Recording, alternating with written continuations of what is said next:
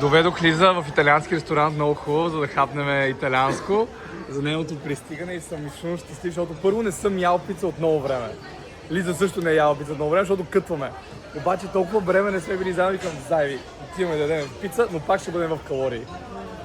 Точно така. Много ми липсваше.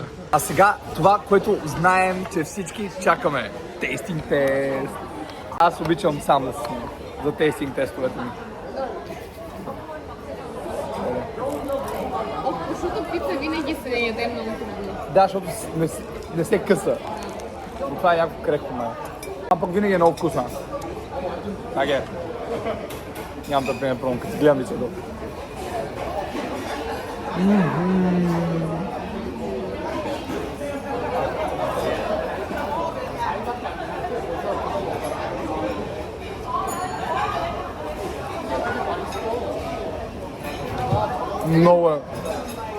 Много е вкусно. Легенди. Това е най-вкусната пица, която някога съм ял. Най-вкусната, но е топ 3.